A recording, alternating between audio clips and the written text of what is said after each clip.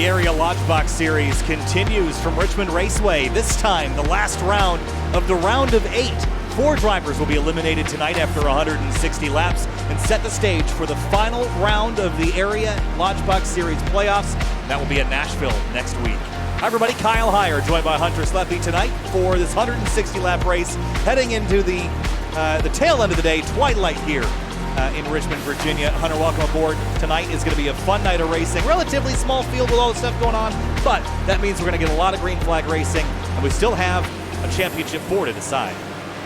Indeed we do, and as you mentioned, a lot of stuff going on. Got Road to Pro action going on. The Daytona duels are going on as we speak, and then we got the Lodgebox series in the penultimate race before the championship event. We welcome and thank everyone who's tuned in tonight, and it should be an interesting one. Got 160 laps. It's the same distance as the Cup Series. Some of the drivers partaking in tonight's race partook in the Cup race Monday night, and as you mentioned, we will be eliminating 4 drivers. One of them we already know won't be in, and that's Alan Elwood, because he is a new dad, and we wish God the best for him and his wife and for the baby. But there you see the points right there. John Furness already locked in with his win last week at Auto Club Scioli. If he just starts, he's in. We've only got 20 cars in, so that should be pretty good for him. Beckner plus 18, he's at a pretty comfortable margin, but that 4th spot, that's a toss-up. It could be anyone's. Chris Rabel's got a 2-point gap.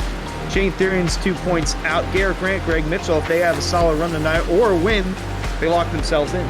Well, I was going to say that right now, Rabel's doing everything he can, except Shane Therian is on top of the board right now in practice, and that is a dangerous thing for Chris Rabel. He wants to be in control of this playoff picture, but right now he is position number 4 in practice, and the guy that's below him in the standings is on top. So if the 29 can stay ahead of everyone behind him, he might be in pretty good shape. But the second one of those drivers passes him, it's going to be a big toss-up here, Hunter. Without a doubt. And also, Greg Mitchell is 5th in practice as well, so good speed for him. Going to need a little bit more. He wants to move on to the next round. And looking at it, we got point standings here for the team side of things. David Weinstar Racing at the top with Zekas in 2nd, and Sky Motorsports dropping down to 3rd, again losing Alan Elwood.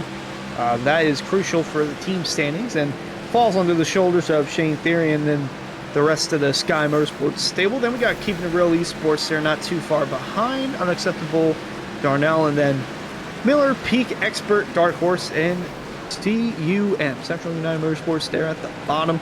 Got 2 races left. It's going to be crucial for points. Really will be, and here's a look down at the speedway.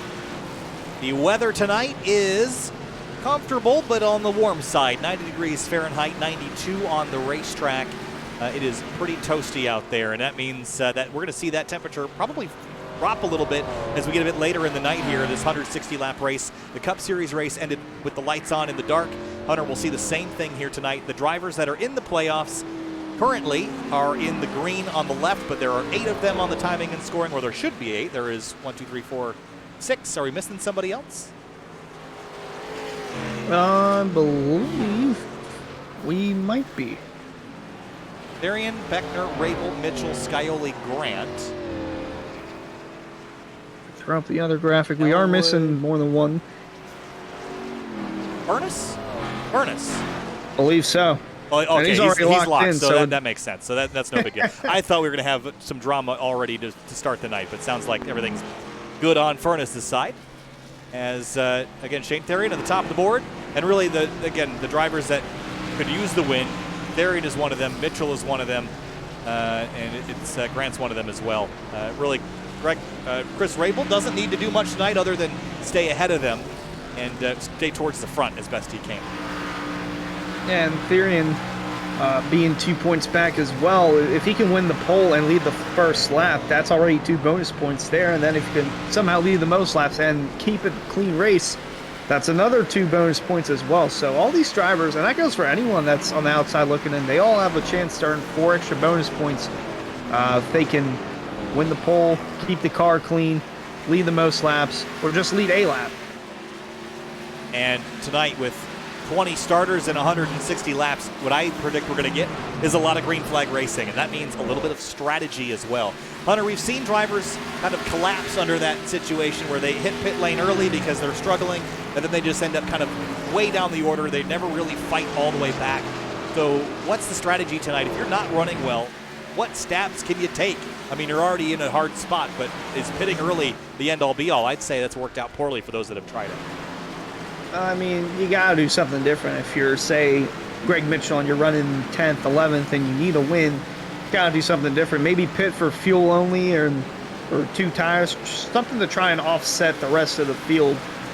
We've only seen Monday night only had 1 caution, so it was just green flag racing to the end. And then we saw David Weishart try to pit, cut something up because he was in a points bubble that he wasn't supposed to be in. Well, didn't want to be in, but it didn't work out for him. Tried to do something different. He just called it a night after that. But you got to be careful here because, you know, that commitment line and that transition, especially again on the pit road, it could be crucial for the Lodgebox guys as well for Monday Night in the Cup guys. And looking here at the Twitch chat, I got Elwood that just dropped a message. Wish I could be out there, but becoming a dad has been the best experience. Hoping Shane can fill my spot next week. Well, congratulations again to Alan Elwood and his family. Again, very exciting times. And all this sim stuff kind of gets pushed to the side for stuff like that, and for good reason. So wishing Alan and family and newborn baby the best. But we got a race to watch here, Hunter, and qualifying is coming up here in just a moment.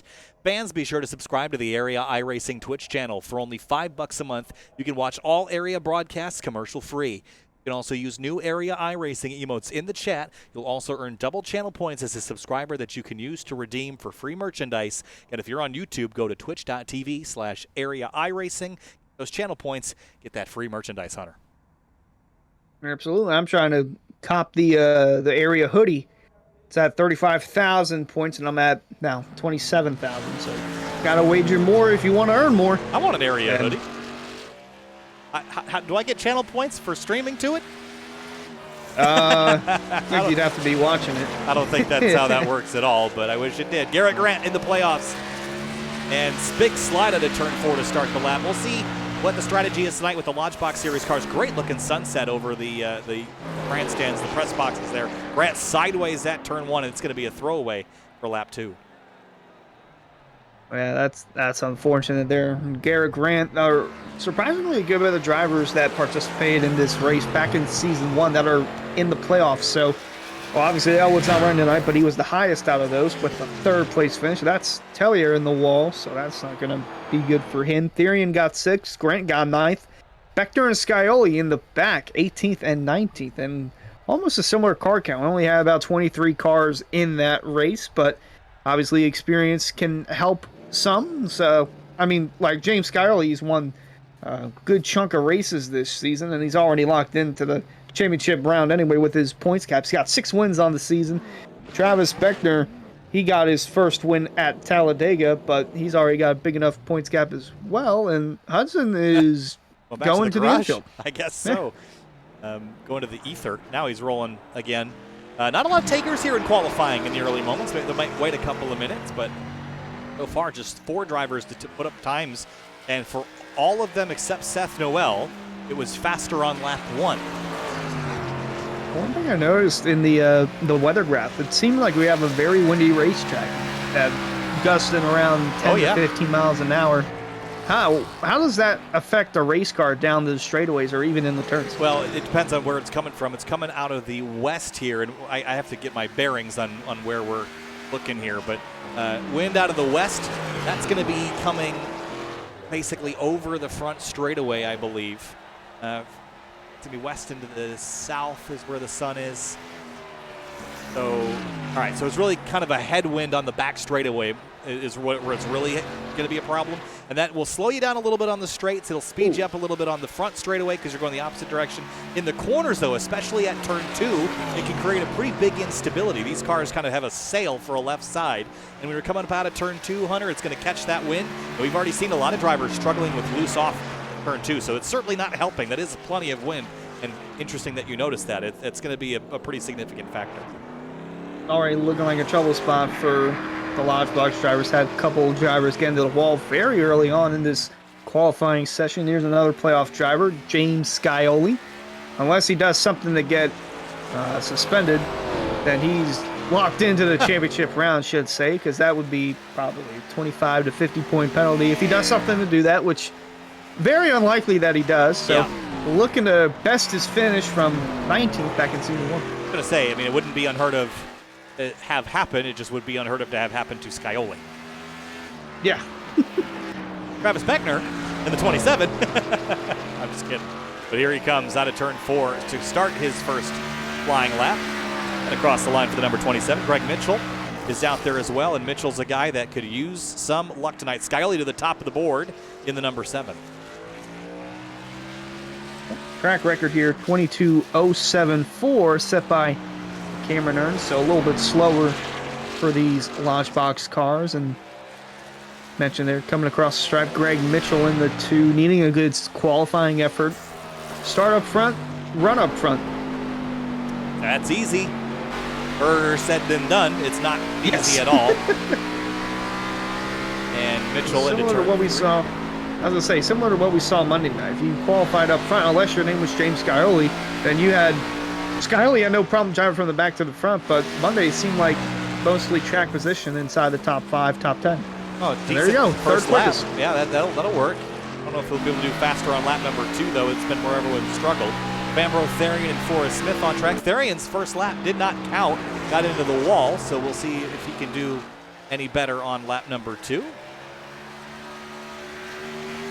Solid there. Yes. Solid enough to go on the board. 22.323 up to 3rd. Mitchell did not go faster, so Therian up ahead of the number 2 Ford. Going to change up some things a little bit. Now it's only Chris Rabel, the other playoff driver who's yet to qualify. And if he can get a pole, that would be a huge bonus point to him. If not, then that's going to go to Scioli, who already has a big enough gap amongst the rest of the field. And looking at it, that's the number 20, Justin Munsell, in the Shrek scheme.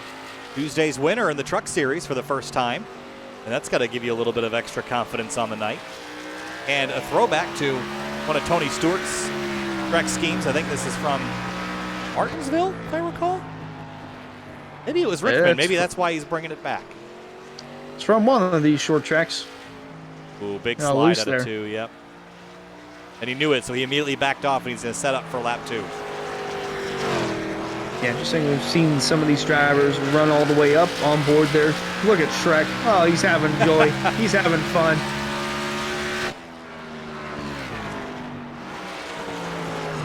Munsell's first lap was obviously a setup lap, but puts him 13th quick. And out of turn 2, down the back straightaway and into turn 3, Forrest Smith waiting on track. Chris Rabel is rolling. We'll jump to him next as Munsell comes out of turn 4 on his final lap. And a 22.354, good enough for, looks like, 5th place. Not too bad. And 22.29, that's good enough for 3rd on his first lap for Chris Rabel. Very solid for him. See if he can improve on lap 2. Been difficult for most drivers, although a little some of the field has. Going to come out turn 4, see if he can best in. He's beat a 22.25, and that's not going to be the case. Won't do it for Rabel, so he will provisionally start 3rd. A couple drivers that could dethrone him are rolling up onto the racetrack. Tommy Ryan, Bryce Senesac. Forrest Smith, by the way, did go out and do a lap. Did not count, and I don't think we're going to see him go back out on track again. Steve Durham has yet to qualify. So does Paul Irvin and Matthew Cochran. Tommy Ryan, we got to put down a lap here, so we got to keep an eye on this one because it seems like lap 1 is the money lap, whereas lap 2 would be in the money lap on most tracks. And in most series, we saw that be the case on Monday and Tuesday. For lap 2, we had a couple drivers run fast on lap 1, but most were a little bit better on lap 2. So Ryan across the line, 22.432. That was kind of mid-pack, so he's still got some on the table to pick up. Yeah, 9th quickest so far. Can pick up a little bit more. See if we can do it here, coming into 3 and 4. In less than 2 minutes to go, some drivers choosing not to qualify, although they still have enough time to do so if they choose. And the 99 going to stay, well, no pickup there for the 99. Slower by 200ths. And Bryce Senesac runs a 22.646 on his second lap. That was slower than his first, so he will qualify 15th. got a lot of multitasking to do. Favorite driver is Chase Elliott, so he's got an eye on the race and guy on eye on both the duel and for the Lodgebox race. I assume Chase Elliott is leading that race right now. If I had to guess. You got it's actually Kyle Busch. Oh, hey, look at me go. All right, 55 seconds left here in qualifying, but I think the Durham, Irvin, and Cochran cars are going to stay in pit lane. That means that James Scioli will start on pole alongside Cameron Hearn and Chris Rabel. He just wants this race to end on lap 1 because if he started and finished there and everything else was the same, I think he'd move on. Yeah, it'll be close with points at the very end. It came down to a tiebreaker. Well, not tiebreaker. It came down to a close call there with Travis Beckner on Monday night. If he didn't get loose and lose 2 spots, that was the difference maker. Actually, no, I think that one was a tiebreaker between Beckner and, I believe, Springer. I believe. You're right about that. So qualifying is complete. And like Scioli and Hearn are going to share that front row. And in the meantime, got our starting grid coming up here in just a moment. Fans, be sure to visit Roasted Gems Coffee for some of the finest coffee from all over the world. Use discount code AREAIRACING for 10% off your order at roastedgems.com. Well, the sun is setting here at Richmond Raceway. You've joined SimTV and the Area Lodgebox Series for round 16 of 16 or 16 of 17. 16 of 17. I knew it was one of those two. 16 of 17 here at Richmond, and our next race is at Nashville next week, and that's going to be a big wild card, Hunter. We've got in all 3 of our championships 4 drivers going for victory, but tonight we have to eliminate 4 of the 8 that remain in the Lodgebox Series playoffs. Initial predictions, you think that 29 moves on? I'd say if he keeps it inside the top 5, he'll definitely move on. But looking through, if Shane Therian can pull through and get the win, then that's going to be tough to do. And Beckner seems like he's already a lock. Scioli's already a lock. So it's really just 4 drivers going after 1 spot. But I wouldn't count out Greg Mitchell either. Seems like his car was solid in qualifying and in practice. See if he can translate into the race. Greg Mitchell in that number 2 will roll off in 5th place. We'll head down to the racetrack here in just a moment. One quick more look at the weather here for tonight. And the air temp dropping just a little bit, track temp just a little bit, but that wind still blowing, although it's kind of a little bit more variable now, south-southwest and down to about 11 to 12 miles an hour. But it still could play a factor into tonight's handling as we get this track rubbered in and maybe see some multiple grooves coming in. Again, this is the highest power to lowest downforce configuration of any cars we've raced this week, which means it's going to race a little different than anything we've raced this week. And that should make for an interesting race, especially going into the corner. It's going to be tight. You can side draft another car, and we'll have to keep an eye on turn 2 because that seems like the trouble spot so far for these drivers. The field is almost done and ready to grid. Let's roll through. Travis Beckner had an internet issue and has rejoined server, but he will have to start from the pit lane. Shouldn't be a huge deal. Again, all he had to do is start the race, but I don't know that we're going to get an early caution, although that would probably be ideal for the 28. Yeah, already seemed like that was a rarity, and it seems like it just happened to Beckner, but we'll have to see if it continues throughout the night or if it can stabilize so he can complete all 160 laps. Time to roll through our Roasted Gems Coffee starting grid, and on row 1, that's going to be the number 7 of James Scioli and the 67 of Cameron Hearn, Hunter. In row 2, pair of playoff drivers, both fighting to get in. Chris Rabel going to start 3rd, Shane Therian 4th. Starting 5th place, it's Greg Mitchell in the number 2. He's just trying to move his way up into the playoffs. Could use a win, but he doesn't need to do that. He starts P5. Justin Munsell starts 6th in the 20. Row 4 going to be Seth Noel in the 93, starting 7th. And then starting 8th is Garrett Grant in the 5, another playoff driver. 9th place is Tommy Ryan in the number 99. And Malachi McGlashan in the number 74 starts in 10th. Row 6, Travis Beckner starting 11th, but he'll have to come from the pits, and that's going to leave Jeff Ryan there in 12th. In 13th place, it's going to be Colin Fambro, the number 18. And And Mike Tellier in the 47 starts 14th. And row 8 going to be Bryce Senesac starting 15th, and 16th is Jacob Hudson. 17th place is Forrest Smith in the number 84. Paul Swervin Irvin starts 18th, but I don't see him on the racetrack, so he will not take the green flag. Steve Durham, 19th. Matthew Cochran also is not going to take the green flag. And of course, we mentioned Travis Beckner with those issues. He will start from the pit lane. 1 to green here. Quick look at our race analysis for tonight. It's 160 laps, about 114 and 0.75 miles. 20 drivers, which means that we're going to get a lot of green flag racing tonight. Hunter, picks early on. Who got winning this race? I'm going to go ahead and say that Chris Rabel wins and gets it. Wow. All right. Chris Rabel on your winner's docket. I'm going to go with the 67 at Cameron Hearn. I think he wins this race. Not a playoff competitor. In terms of the playoffs, though, I think Shane Therian is going to do it. I think he's going to get past Chris Rabel. We'll see how it pans out here as the field rolls through turns 3 and 4. 160 laps. This will take us about 1 hour of racing from flag to flag if we go green. And here we go. Green flag flies for the first time at Richmond.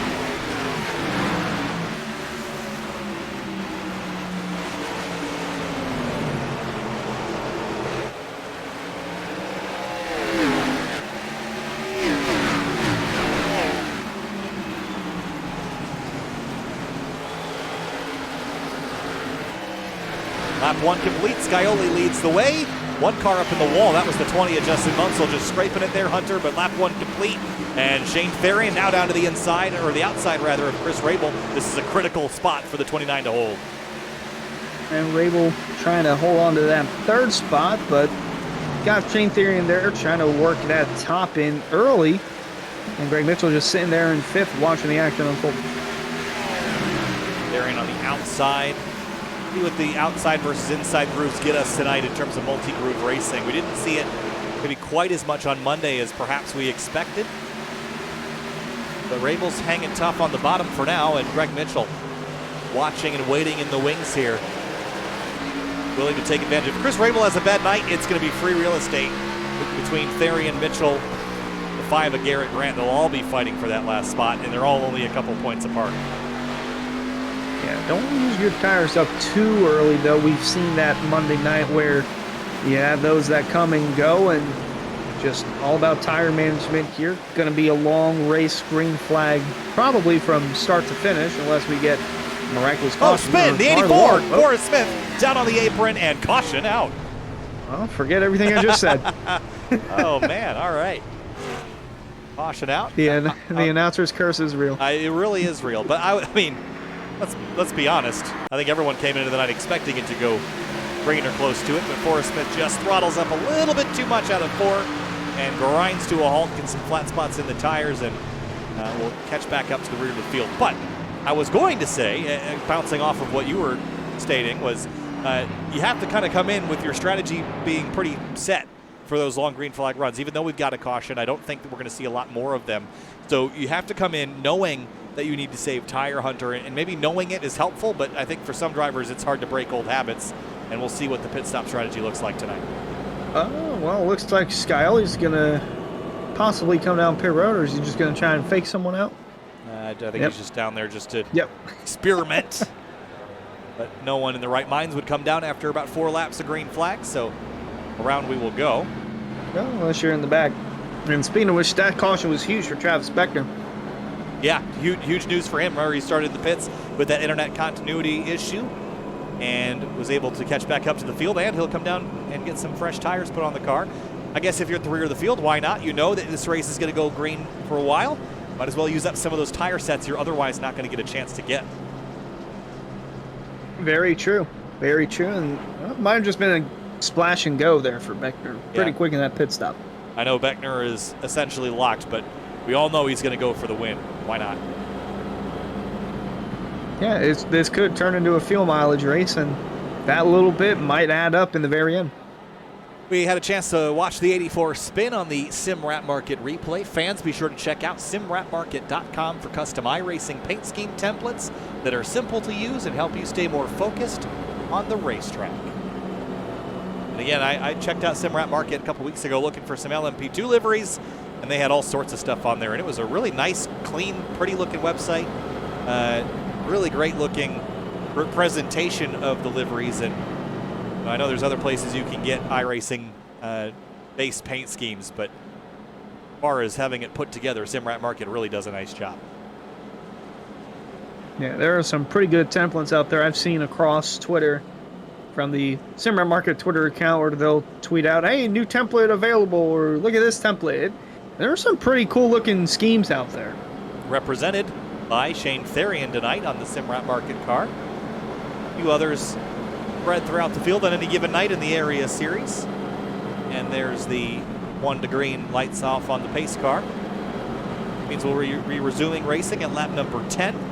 Scioli went out to an early lead on that initial run. But again, still too early to really know where the long-term pace of anybody is. And looking back at the season 1 recap of Richmond, there was a caution fest with essentially the same car count, if not a little less tonight. Had 3 leaders, 10 lead changes, 9 yellows for 45 laps. We've already got 1 early. Haven't even crossed lap 10 yet. Yeah, we'll see how it goes. I have a hunch that this will end up being very different from that race, but we'll see. Scioli on the bottom. He's got Shane Therian behind him, Greg Mitchell behind that. Field rolls out at turn number 4. And back underway after an early spin for the 84 Forrest Smith. Green flag at Richmond.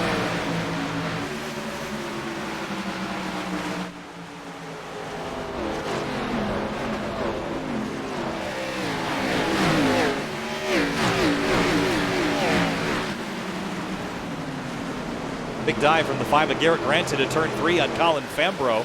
And look at this scrap. The 29 of Rabel going backwards. Greg Mitchell takes advantage. And behind him, the 93 is Seth Noel, and the 99 and Tommy Ryan are door-to-door. Seth Noel still in his throwback scheme from Darlington. Now going to try and cross low on the 99. Rabel finding back on the outside, though, not letting that 2 of Mitchell take the position away. Not giving up just yet. Yeah, he's been fighting pretty hard, but it does worry me that he's been on defense so much in such a short amount of time. Maybe he's got the long game that he's going to play tonight, but so far dropped a couple positions. Big throttle up on the outside of turn 2, though, and he might out-drag Greg Mitchell into turn 3. He's still got a nose there, Mitchell does, going into the corner. Interested in seeing how many more drivers are going to use that outside. As we see Rabel continue to use it lap after lap. He's got him cleared now, but can't come down just yet. Shane Therian up to second place, 2.5 tenths behind James Scioli. If Therian wins, not much else this 29 could do. So if he can't win this race, Chris Rabel, he's going to have to try real hard to be second. Without a doubt, you got to do whatever you can do. And even if that means side swiping, bumping, moving the guy out of the way, you got to do what you got to do, then by all means do it. And it feels like Rabel has had a pretty quiet season. And that's mostly true. He's had a second, that came back in Atlanta, a third at Darlington. But for the most part, he's been logging 5ths, 8ths, 9ths, 10ths, that sort of thing. And that got him all the way here. But the problem is you get here and you start needing those wins. And they just have not come to him this season in that 29 car, Hunter. So his consistency has gotten him here, but you need to be a little bit more than consistent to make it to the final round of the playoffs. Consistency can only get you so far, and you know, the run that Newman had in 2014 is a run unlike any that we'll ever see, because at the very end you do need wins where it matters the most, or unless your name's Matt Crafton, and I guess you can win the championship without winning the race. Good battle behind them as well between the 93 and 99, and yet to dispose of it. And then the 27 of Beckner is up to 9th place past Garrett Grant, and now going to be poking his nose into this battle, the 5 cars fighting for 4th. Colin Fambro just on the tail end of that. Ever so slightly closing in with the not fresher tires. Had a little contact there between Seth Noel, Tommy Ryan, and the 99. Both of Ryan brothers in the field. Rabel took the spot away from Mitchell, cleared him there. Seth Noel now all over the bumper of Mitchell. I wonder if Tommy Ryan feels a little bit slighted by that contact. He kind of got shuffled up the racetrack. We'll see if he will let that go or whether or not he wants to give a little payback bump. But right now it seems like he's content dropping into 7th as Seth Noel now focuses his efforts on the 2 of Mitchell. Yeah, Ryan just enjoying the view, running in the 7th spot. Doesn't have to do too much yet. and single file throughout most of the field. Yeah, and there is a little bit of a battle happening in the background. Jeff Ryan and Malachi McGlashan in that 74. Seen him a couple times this season in that Ford Mustang. Good run here out of turn 2. And Jeff Ryan goes up the racetrack. That will allow Malachi to tuck underneath him and go by for second place. Cameron Hearn sneaks by Shane Therian, and he might actually have something to say about the lead here. We'll keep an eye on the lap times. Indeed, 6 car lengths separating him and Skyoli. Cameron Hearn was actually the winner here from Richmond back in season 1, so looking to defend that crown here for the Lodgebox series. And again, we'll keep a track on the lap times there. And Skyler was a little quicker that time by, a little further back. Colin Fambro and Tommy Ryan going at it for 7th. Ryan under attack from Fambro, and then Beckner lurking in the back. 18 to the bottom.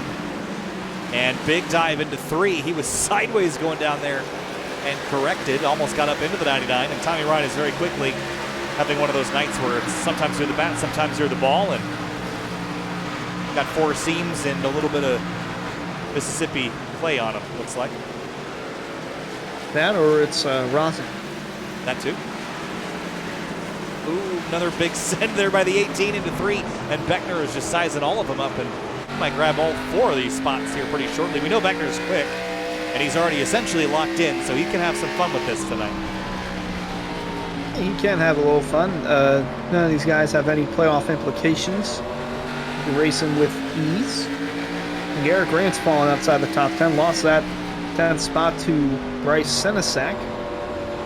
Great little scrap here behind Colin Fambro and bringing Seth Noel up the racetrack, the 99 back into it. Great racing here, only 20 laps in. But this race goes by quick, so you have to fight while you've got the opportunity to.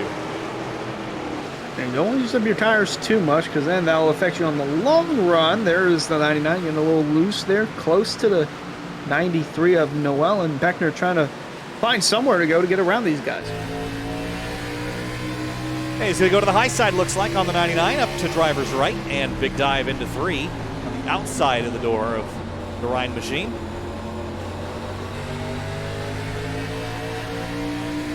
Look at the hands there. I thought Tommy was going to try to squeeze him up into the wall or squeeze up in front of him, but didn't quite fit. Well, he's trying something. That left the lane open for Beckner. Going to be door to door going into 1. Seth Noel has it all in the rear view right now. Dead even out of 2. The 2 Camaros drag racing into 3. That time Noel got in there a little bit better. There's some contact to the back of Noel, but that's maybe that payback. Another big hit there out of 4. Maybe a brake check from the 93. We are on the short track, so it wouldn't surprise me if we've had tempers flaring already just a little bit. Haven't even crossed the quarter mark yet, but Noel feeling the pressure from Ryan, and Ryan going to get loose and lose that spot to Beckner. I want to go back and look at that again out of turn 4 to see if maybe that was what transpired, but here it is down into 3. 99 kind of rolls off the brake, gets into the back of 93, and right here, yeah, I think there was a little touch of the brake there just to kind of draw some more contact, and it definitely seems to have hurt the 99 more looking at the front bumper of that car. It's definitely pretty mangled up. Speaking of mangled up, just a little dual update for you. Kyle Busch just got dumped by... Nice. Happened to look up and saw that. Well, I appreciate you filling me in because I can't watch it, so thank you. not the update I was looking for, but yeah. That's how it be sometimes. But update that most of you guys are looking for. Hearn has closed in the gap on Skyol. Went from around 7 car lengths down to about 3. He's closing in more and more on that bumper as we get longer into this run. Forrest Smith is slow and down on pit lane. I think that is unscheduled stop, but you mentioned the leader, Skyoli, getting run down by Cameron Hearn. We have seen this battle so many times in so many series at this point. The 7 and the 67.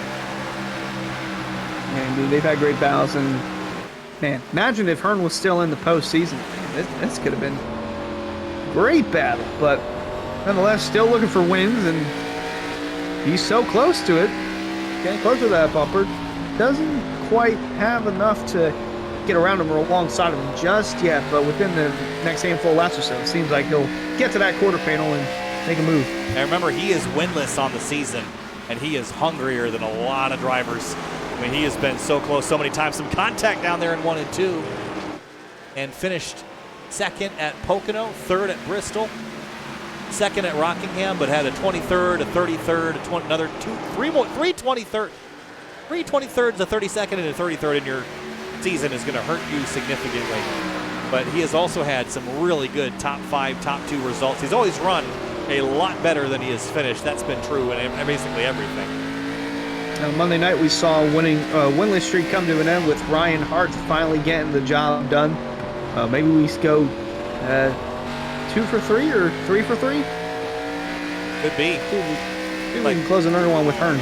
Forrest Smith has retired that 84. Here's Garrett Grant on the back of Munsell, rooting him up out of the groove. It wasn't very effective, though. He'll stay in behind. And Grant's in probably desperation mode right now because everyone's gotten into a rhythm, and he is a long way from looking like he'll move on to the playoff. Big slide there. Huge slide there. He's going to lose a spot to McGlashan. A long way from making it into the playoffs, and moments like this are not going to help. Yeah, it just got a little longer for him. He might have gotten some contact. Yeah. Would imagine that he is not too happy over the radio. He will drop in behind Malachi as for 7th place, Seth Noel and Travis Beckner. These are two guys that are always willing to play hardball with you on the racetrack with the fenders, with the bumpers, slide jobs and things. This could be an entertaining battle to watch. Yeah, the rear of the 93 has already been caved in. That looks more caved in than it was. We saw it after the 99 got into it. Or maybe that was how it was. But that's a pretty sizable chunk of damage for Noel. Yeah, pretty massive dent in there. Don't know how that's going to affect the car aerodynamically, but we'll have to see as the run continues. I don't think it'll be a huge effect on the aerodynamics, but you can't help, especially if you damage something that you need to repair in pit lane. That could cause you some strife, but that's just looking for race wins, not a playoff contender. Beckner, though, is a playoff contender, and while he doesn't need a win tonight, I'm sure he'd like to add to the resume. And Beckner's season, of course, highlighted by the win that he had back at Talladega. He's in the wall out of 2. And Beckner was second last week at Auto Club as well.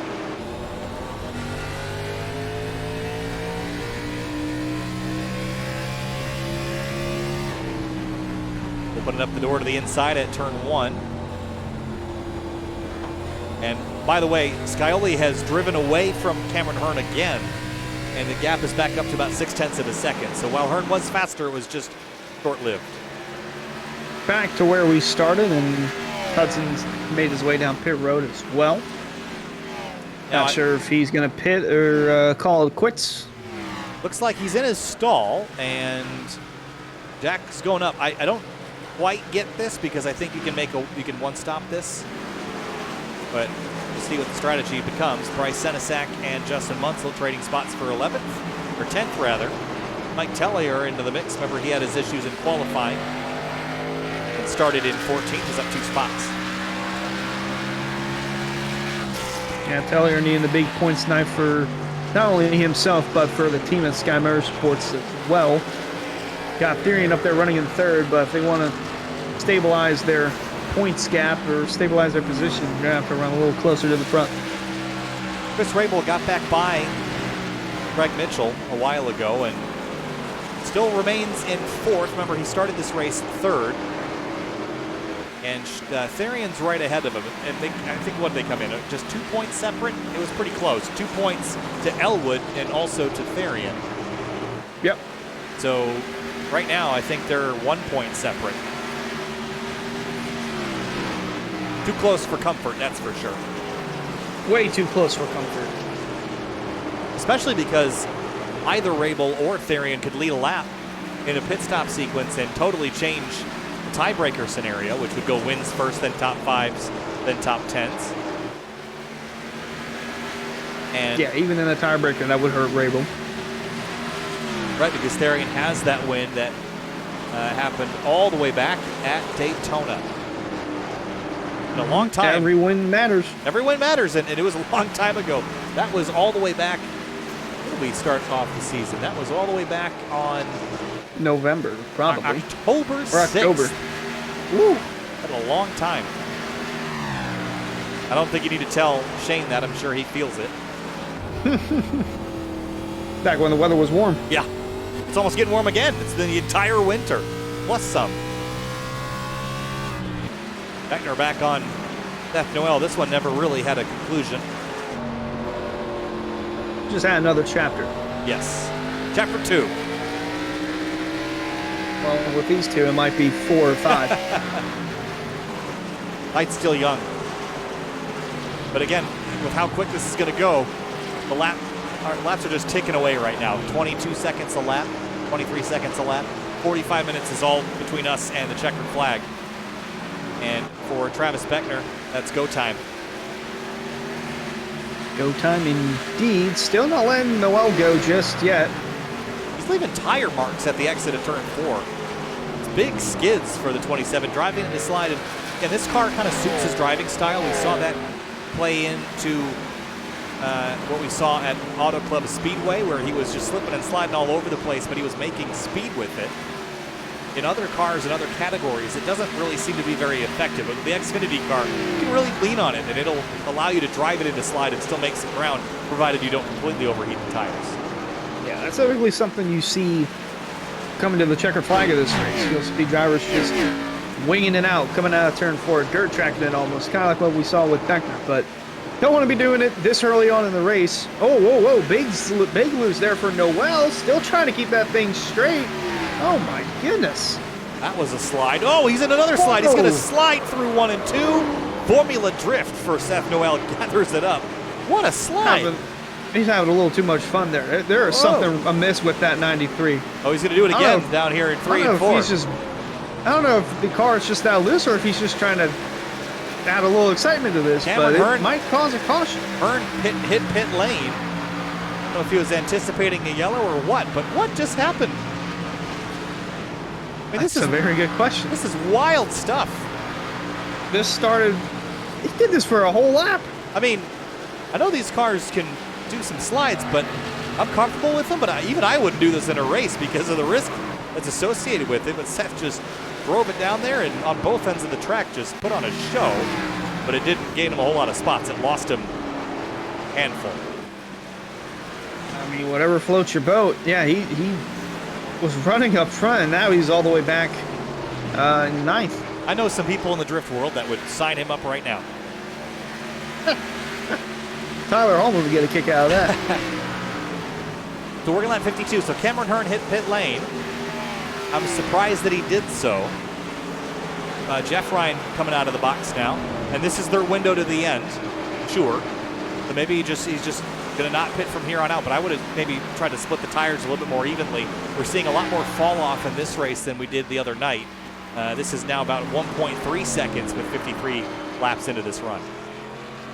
Yeah, major improvement from a year ago or 2 seasons ago for Skyler. Back in season 1, finished 19th, the lowest out of all the playoff drivers in the field heading into tonight's event. But he's done a massive job of improving from that. Well, he can't finish 19th tonight. So there's that. No. Only 18 on the board at this stage. Here's Tommy Ryan and the 96 of Jacob Hudson, who is 2 laps down.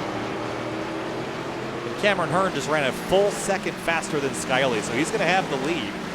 And depending on how early he jumped the gun here, Cameron Hearn will have a big lead, but then he'll be forced to play defense when Scioli, Therian, and others come to pit lane. Yeah, interesting noting when these drivers will come down pit road, because like you mentioned, Hearn pitted, seemed like earlier than expected. Yeah, lap 50, that's 110 to go, and again, I think that's their window to the end, so he should be good, but just from a tire saving perspective, he's going to be out of tire at the end of this race. Further back, there's Tommy Ryan and Justin Munsell, the Shrek machine going low on the 99 for 7th. Fighting over some swampy track real estate here. You know, this complex, that Richmond Raceway was built on, was nicknamed Strawberry Hill as the 93 goes around and brings out our second caution of the night, and that is absolutely not what Cameron Hearn wanted to see. Probably what Hudson wanted to see was a lap down. Multiple laps down, actually. He is still, I don't know what he's doing. Unless his car is just that loose, or he's just trying to have a little fun, but run out of yellow. No. Oh, no. Well. Well, maybe. Yep. Contact from the 47 sends him around, and good dodge there by Malachi McGlashan. That was an interesting exchange, huh? Indeed. So that was the second caution we've seen, and yeah, they all just kind of accordion there and get bunched up. Second caution we've seen where it's essentially a half spin, but it's enough to trigger a caution. All right, so this is pit stop. This is going to be end all doubts of strategy and fuel mileage and things. Cameron Hearn's going to stay out, take the waiver or the free pass here. And now Hearn's going to have a deficit to everyone else, which he was going to have anyway, but he's also going to have a track position deficit. So now Cameron Hearn would just like to get some pressure tires and just drive through the field, which is not the strategy he was going to employ prior. No, this does not help him at all. Unless he's, I think you'd have to stay out at this rate. Already made your bed, yeah, got a lie in it. If you have another caution, I think you come on down, but then so would everybody else. So you're kind of in that rock and a hard place now as the 18 rolls. Colin Fambro up to, looks like, 5th spot. But Scioli will lead the way. But the benefit for Hearn is that there's not a lot of drivers on the lead lap, so he's not going to drop that far.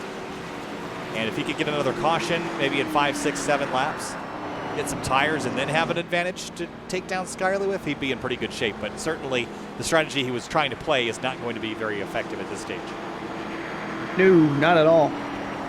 And looking at it, we're about to cross the 100 lap to go mark. Only got one DNF, and that's Forrest Smith. You're watching the Area Lodgebox Series playoff round 4 of 5 from Richmond Raceway. I'm Kyle Heyer, joined by Hunter Sleppy.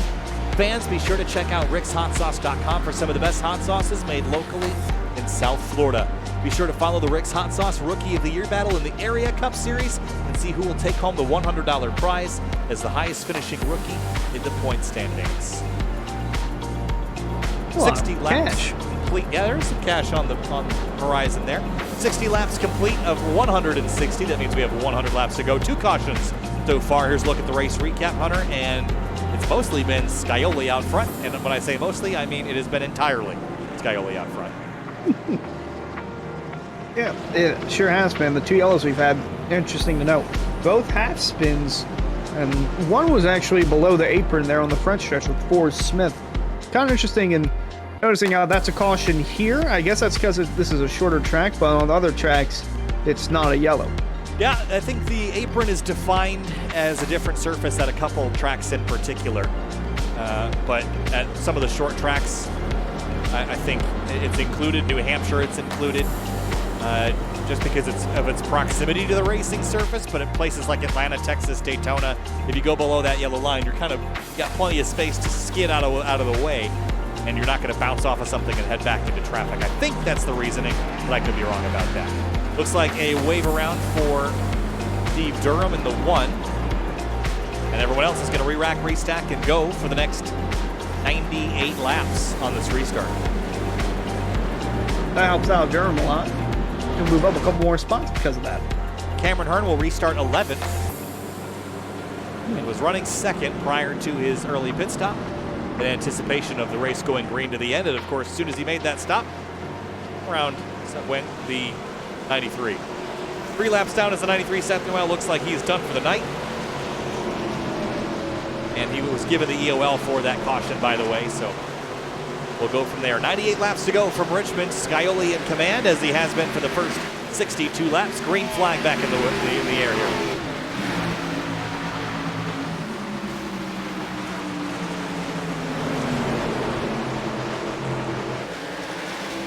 Oh, spin out of turn 2, the 74, Malachi McGlashan. And cautions back out.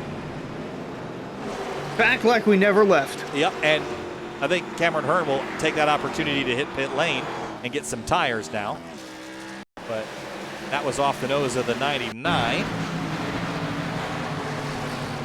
Dives in front of the 67. No, I don't think so.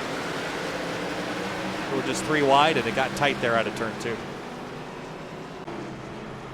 All right. With that, well, that's that. Yeah, we just had a caution, though, so we'll step away. No pit stops to cover. We'll be back in a moment for the restart.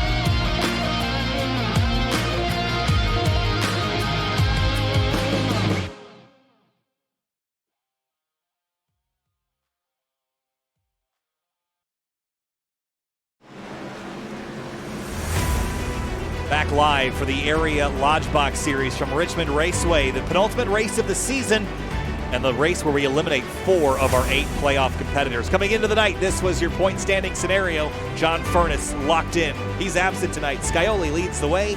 He's also locked in. Travis Beckner, Chris Rabel.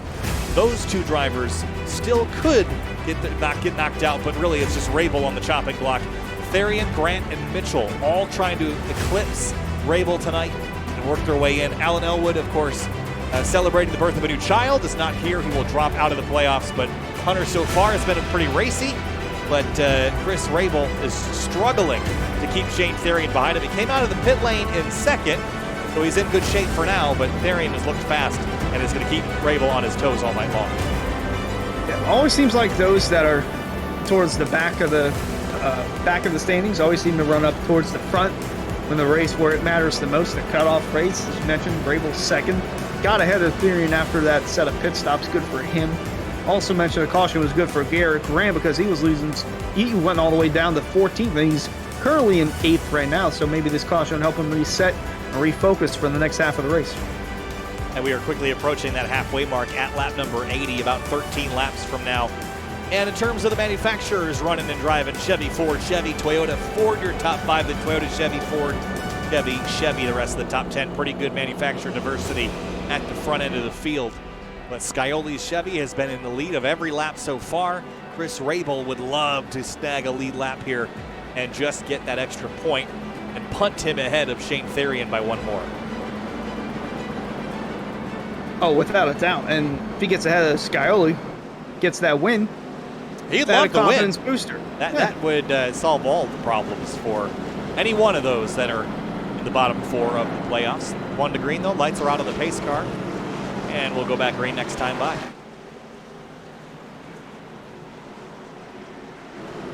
And you picked the 29 to win the race. Indeed. If you're in that deep of a hole, you got to win to get in. Especially with how fast the 38's been. Might as well. I picked the 67. Off strategy a little bit because of that ill-timed caution flag, but he restarts in 11th. Green flag back in the air here from Richmond.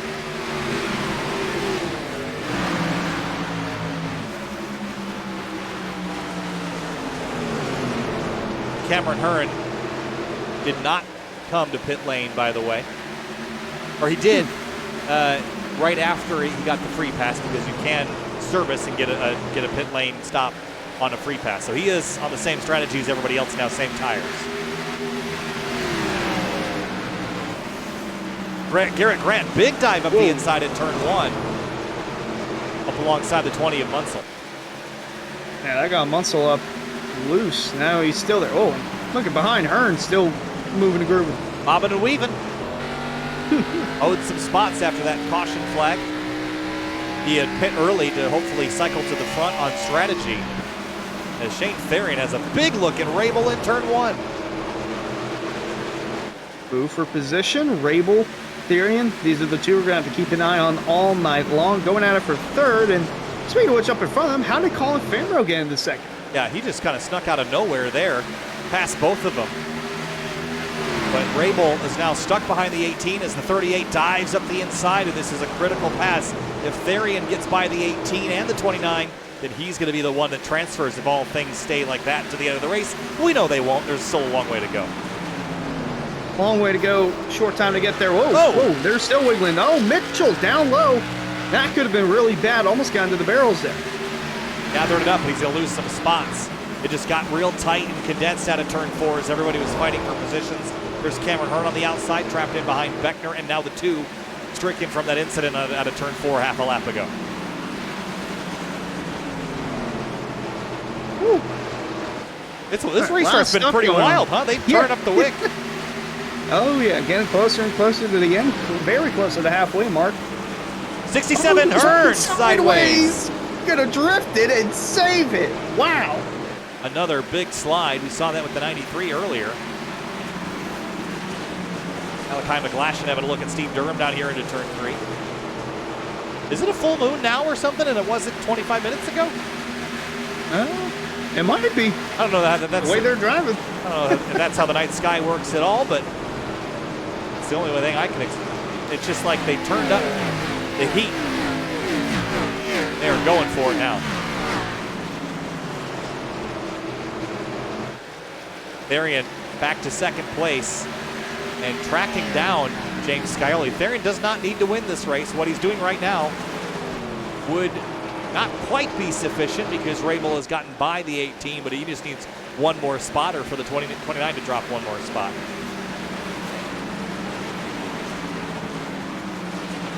And Garrett Grant has moved his way forward a little bit. Still the lowest running of the playoff competitors, but inching closer to being in that fight directly. Working through. Looks like that was Durham looking low in the back, but Garrett Grant's kind of settled in here to ninth, but he's got a mass amount of cars there looking to get around him. Durham is on the lead lap again after getting the free pass a couple of cautions ago. Malachi McGlashan is back there as well. Jeff Ryan is a lap down, so is Jacob Hudson. But just 2 of the 16 runners on the racetrack are not on the lead lap. Here's Greg Mitchell trying to earn some spots back on the inside of the 20 of Munsell, and Hearn with a big run to the outside. Whoa, that was almost close there from Mitchell. He turned him. That he's going to turn him. Contact, and the 20 slams the wall. Caution. Wow. I was going to say, it looked very close there heading into the turn, and Mitchell sent it on the 20 of Munsell and got him loose, and then he hit him in the front to send him outside. And that backfired on the 2 car a little bit. I don't think he meant to get down there that deep because he ended up getting damage out of this. Right there. I don't think he meant to do that, and then there's the contact in the right front, and then pow into the outside wall. Just had a view of the camera shot there, but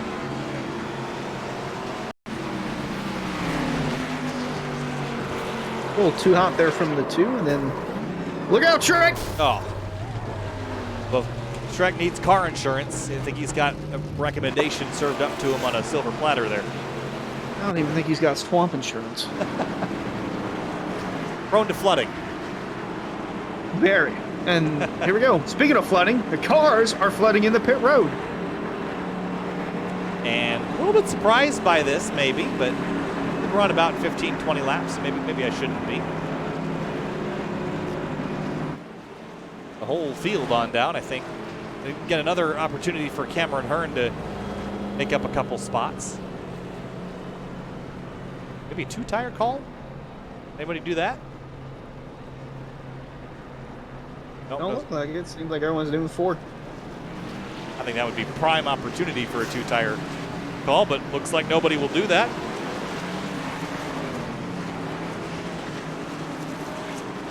And Greg Mitchell, you see him on pit lane repairing some damage, and there is quite a bit to the right front of that car. I don't think it's going to be completely catastrophic, but if that car goes a lap down or 2, it's going to be, well, you see that fender getting pulled out now. Not quite night over, but certainly didn't help him. No, that did not help him at all. It's going to put him in a bigger hole than entering tonight.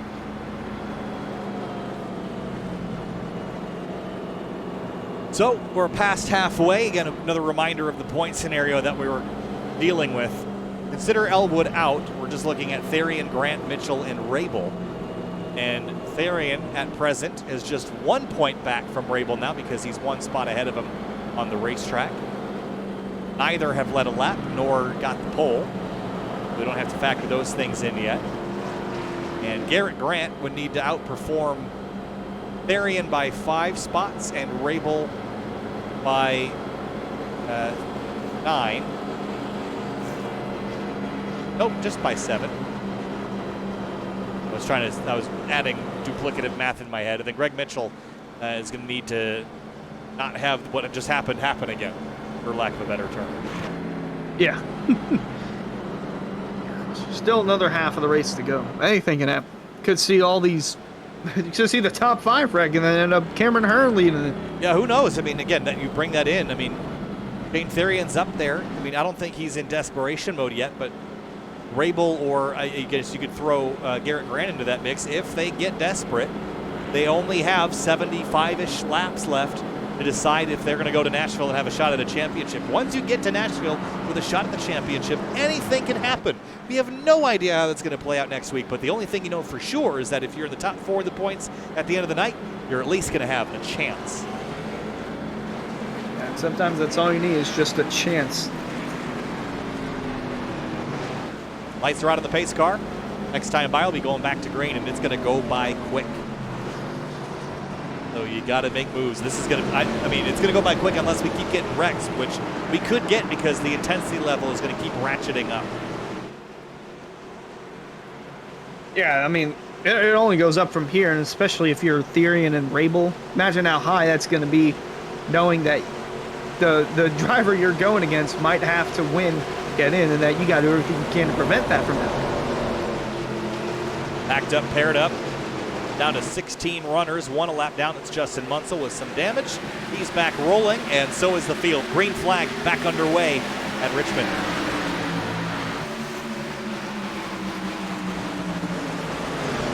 Rabel clears for second. Therian might lose 3rd place to Travis Beckner. Beckner looking low. Going to take that position away from Therian. Not what he needed, exactly what Rabel needed. Spin, 47. Oh, loose. That's going to be another one. If he can keep it straight, we'll be all right. And he does. Tellier back on the racetrack, 15th. Keeping her green. Everyone's just on edge right now, just trying to find a little bit of grip to get some passes done before things settle in for the long run. Scioli is just dominating this one right now. 6 wins on the season and going for a 7th. Chris Rabel looking for his 1st win. Beckner looking for his 2nd.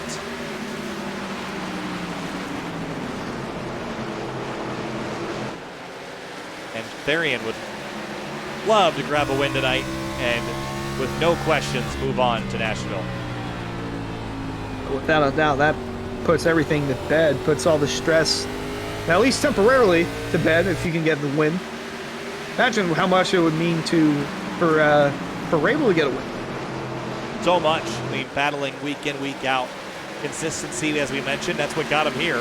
It's just consistency won't win you a championship, not with this format. It'll get you close. And I guess the question after tonight is, will it get you in the championship? Close, but no cigar. We'll have to see. Still got coming to 70 laps to go. Well, 71 this time by. Kylie's not driving away. Rabel was a little quicker last time. That time it was only 1,000th quicker, but quicker nonetheless. And some damage to the rear of that 7. I didn't pick up exactly where he got that.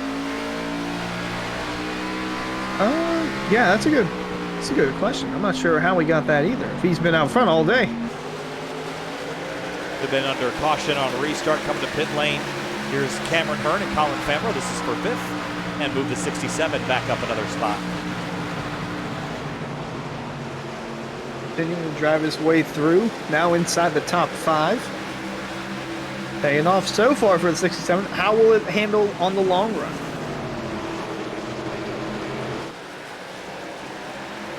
Laps clicking away here.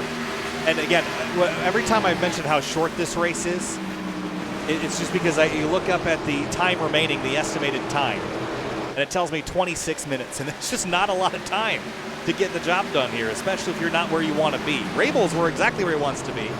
He's in control of his destiny at the moment. As long as he stays behind Scioli and Scioli wins this race, Rabel is going to fight for a championship at Nashville. As soon as he gets passed by Therian or Grant or Mitchell, it's going to change things quite a bit. Yeah, look at all these guys all running close. You got the top 5 here all within a second of each other. Throw a blanket on all these guys.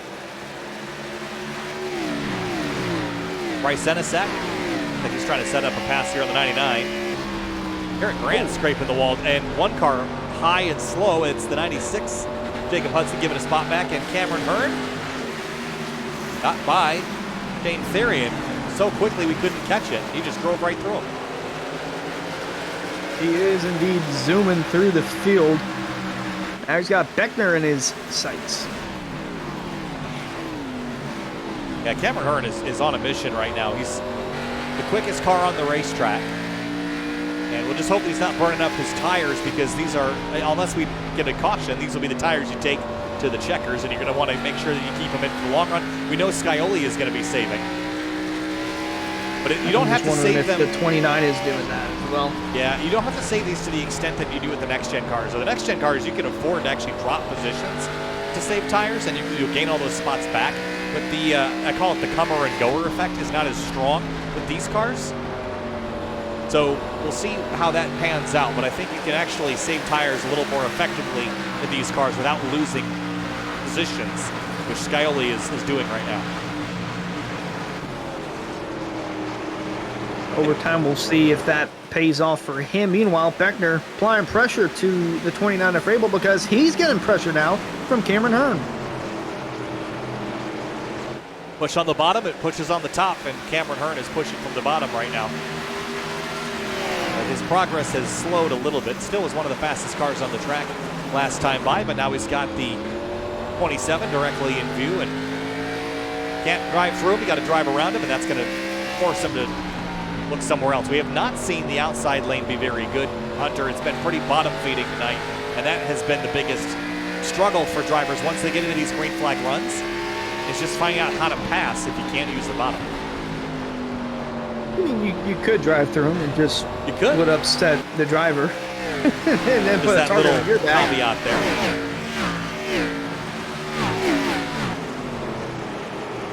And maybe I'm not the one to poke the bear on Travis Beckner. I wouldn't be. He'll race you the way that you race him, and with a smile on his face. Well, you push me. Why is it fair if you can do it and I can't? I'm not sure how long that smile would last. It'd be very temporary there. Closing. Thought about it. Here he goes. I'm here. Good run out of 4. But not using the overlap. Now he's going to dive up into turn 1. Pretty late move to the inside there. That was very dicey between those two. Chris Rabel's asking for more, because this would separate him and Beckner quite a bit. He could focus his attention more on Scioli, as see there towards the bottom, but now in the back, Hudson's come out of pit road. Now the first car 1 lap down. And one of only 2 cars 1 lap down. Justin Munsell going to take some momentum, almost might get around him here. And I think it's game on between the 27 and 67 now. They are just dancing with each other on corner entry and exit. Now Munsell is the free pass driver as Hudson drops behind him. I'll say Hudson actually did not, but he just pulled out to the side. Just coincidence that was on the exit of pit road there on turn 2. And now Hearn's going to look to the outside. Beckner going to look low. Might try to get a pass here on Chris Rabel. So Rabel all of a sudden now having to play defense. Here comes Hearn. Might make it 3 wide down the back. Heading into 3. He's not going to lift. Oh boy, the 27's going to get turned off the nose. The 29 gets away with it. Caution flies as the 27 straightens back out. You saw that coming from a mile away. It was just a matter of time. And caution with 55 laps to go. Oh boy. And I'm not going to cut away just yet.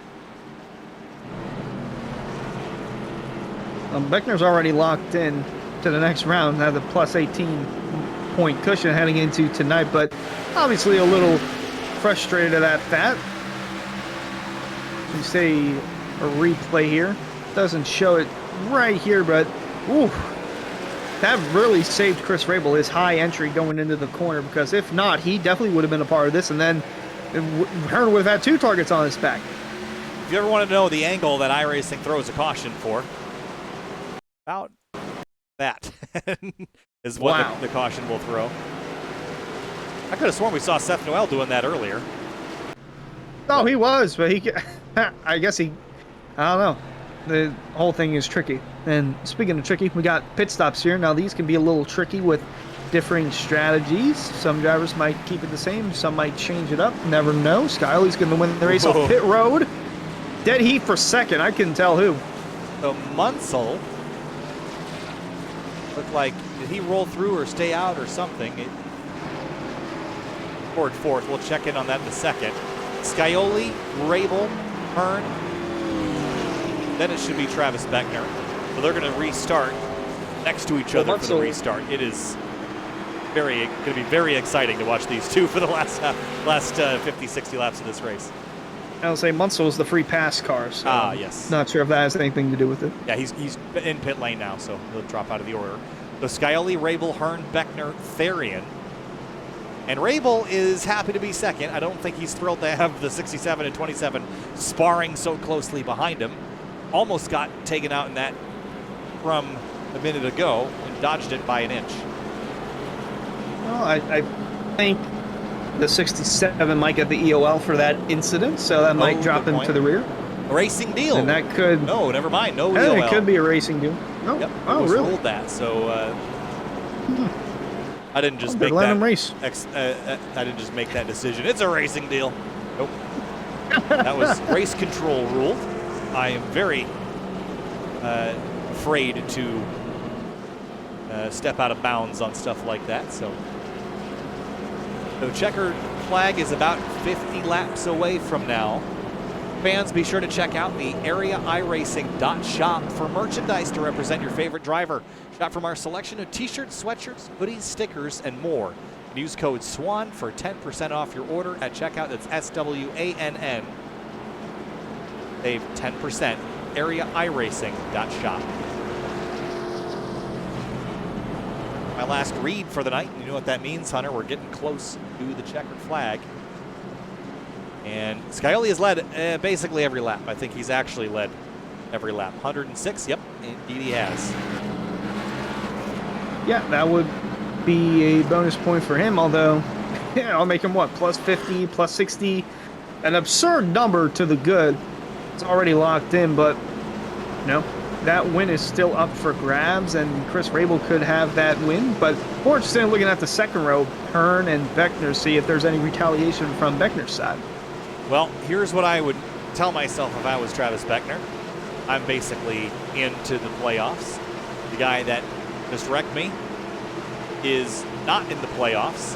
I shouldn't be involved in any kind of retaliation there, because it will hurt me a whole lot more than it will hurt him to play this game. We'll see how it pans out. 52 laps to go. Green flag back in the air from Richmond.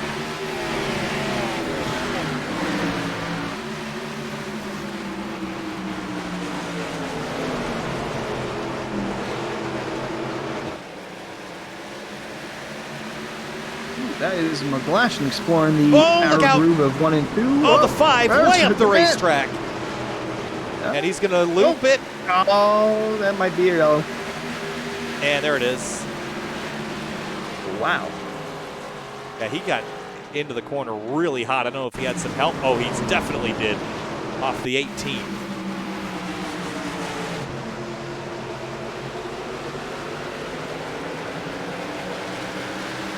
Not sure if he came low. Oh, he was in there too hot already himself. I mean, they just adding insult to injury. They both just miscalculated the heck out of this. Watch the 5. He's in there super deep to the point where he locks up the left front. And then the 18 also is in there really hot, but I think the 5 over slowed while locked. That's what kind of helped lead to that situation. And then right here, tags the quarter panel and then bump into the outside wall, and that's going to add some significant damage to Garrett Grant. His playoff hopes were already looking pretty slim, but even slimmer now. And the admins have labeled that as a racing deal as well. But man, oh man, racking up the cautions, even with the car total being at 18. Quick look at the race recap. Got 50 to go, 49 when we cross the stripe. Only one leader. It's been James Scioli since the drop of the green flag, but had 6 cautions now. The most recent one coming out just a couple laps ago. And looking back at it, season 1 had 9 yellows for 45 laps. So I'm not sure. At the beginning of the night, I didn't think we'd ever reach that mark. I didn't think we'd reach 2, 3. Yeah, we're already up to 6. I thought the same. I thought we'd just go green and we would go green all the way to the checkered, but that has not been the case tonight. We've had a little bit of drama here and there, adding some spice to the mix, and we're not done yet. A lot of laps, not a lot of racing though. When you look at the time remaining versus the laps remaining, quick laps, 3 laps a minute. Not with the yellows coming out either. Not a lot of racing there if we keep having caution after caution. They will, and actually Richmond cautions, last week at Auto Club, you know, those cautions are real short. Here at Richmond, they have an extra lap as opposed to the Auto Club ones, which are a lap shortened from normal. So what that means is that every time we get these yellows, you kind of chip away 5 laps automatically, and you're right, that's less time for Rabel to gain spots, or I guess in Scioli's case, less time that he has to hang on. Well, interesting. Hearn will get a restart this time by. Should be 1 to go this time at the line, and it is, because Rabel did not get a good jump. He used the first car on the outside line. See if it's any different with Cameron Hearn there. Rabel going to restart in 3rd, but right on his outside is that 27 of Beckner. Well, the good news is he and the 67 are lined up on the top side, and Rabel's on the bottom, and you got a lot more control over the situations at a short track if you're on the bottom. That has been proven time and time again, that if you got to be a place, being the pusher is better than being the pushee. So winding things down here from Richmond Raceway, the Area Lodgebox Series playoffs. 4 drivers being eliminated as we're 3 wide, and Therian going forward into turn 1. Therian not afraid to send it in, although it's going to get things a little bunched up between Fambro and Beckner. Not afraid to touch doors coming out of 2. Scioli driving away from the scene like nothing ever happened, but Therian trying to move up closer to get around that 29. Oh, big understeer. The 27 gets turned. There goes the 27. Right in front of the rest of the pack, and there goes Tellier into him. Caution's out, and Hudson gets into it as well. So 7th yellow of the night, and I saw that one, Bruin, coming out of turn 2. Yeah, the aggression level has just stepped up so high. Beckner's got to be livid now. If he wasn't livid before, he's livid now. He is looking for Mr. Fambro. Revving the engine, showing the displeasure there with the 18. Yeah, can't hit him under yellow. I'd say his argument is he can't hit me under green. But he got hit. Let's see it. Let's have a look. Someone was going to go around in this mess. 18 pushes up, gets the 27, turns him around, and then right here, nothing that Tellier could have done. And the 96 piled in there as well. He kept his foot in it the whole way, but sure, that has to be a DOL for the 18. It is. Indeed, it is. Huh. I was actually a little bit surprised that the prior one that he was involved with the 67. Was the 67? Who was the other guy? It was with Hearn. Yeah, I was a little bit surprised that wasn't an EOL, just because that was one of those borderline ones that I could have easily seen going the other way. So he will drop to the rear for this one. Well, while we were under caution, once more. Would you like a update on the second duel? I cheated. I looked at the timing and scoring, but yeah, we'll leave it at that. So, well, the finish was interesting for that one. I bet. Oh yeah. I mean, Todd Gillen almost won it. I mean, when there's a will, there's a way, and then almost getting dumped in front of the field in the last lap. That won't help at all. Yep. I have my cat on the lap, who's been hanging out with me for the entire race. Apollo, the orange cat, has been lingering with me, and he's now crawling up onto his cat tree. But he usually hangs out on the lap for the broadcasts, and these are long nights for me. Thursdays a double head, so back to back, and used to have to lock him away because he would misbehave, but now he's investigating what's going on outside. Winter storm hitting Chicago this week, and we got kind of the icy front edge of it. Well, don't know what that's like, at least not this winter. Nothing but rain. Yeah, it's kind of slushy, icy, kind of weird. 1 to green. And Travis Beckner, by the way, even though he got hit pretty heavily, is back on the racetrack, and it doesn't appear that that damage will keep him from rolling along. Took it all to the side skirt mostly.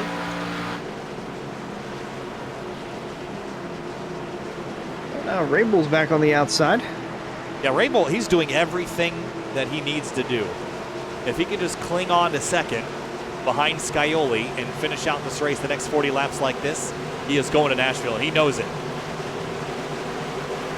Green flag at Richmond. 42 laps to go.